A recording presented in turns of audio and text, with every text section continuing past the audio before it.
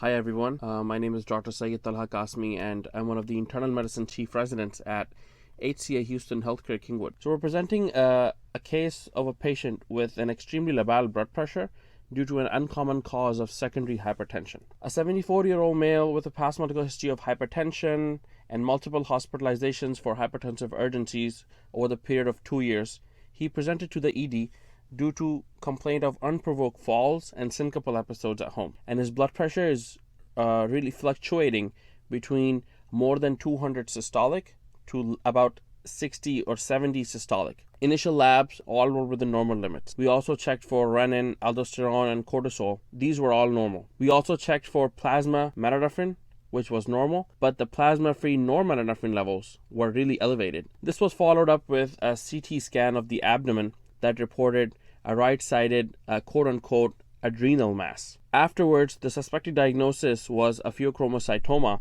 and the patient was started on IV fluids and then medically managed with alpha blocker and then eventually a beta blocker. After 2 weeks, the patient underwent a right-sided laparoscopic adrenalectomy, and then interestingly enough, the dissected adrenal gland was grossly normal appearing according to the operative report.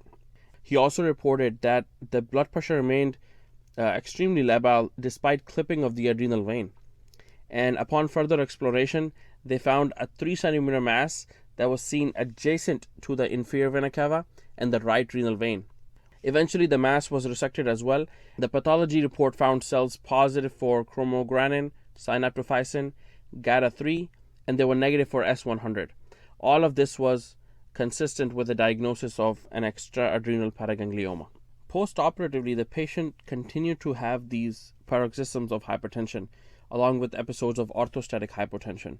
He underwent 31 sessions of external beam radiation therapy directed at the right flank and the right parasympathetic chain, with subsequent resolution of the hypertensive crisis. At this time, there was a significant reduction in the plasma norepinephrine level as well, to about 153 from around 2000.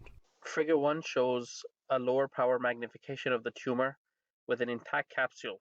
Figure 2 is a higher power magnification showing balls of tumor cells with pleomorphic nuclei and prominent nucleoli. Figures 3 and 8 are chromogranin and synaptophysin stains, respectively. Both are cytoplasmic stains and are hallmark for neuroendocrine tumors like pheochromocytomas and paragangliomas. Figure 7 shows a GATA3 positive. This is a nuclear stain. Figure 4 shows a S100 stain. Tumor cells are negative for the stain, while the background tentacular cells are positive. Neuroendocrine tumors like pheochromocytoma and paragangliomas are uncommon causes of secondary hypertension. These tumors can occur sporadically, but a strong genetic component exists as well.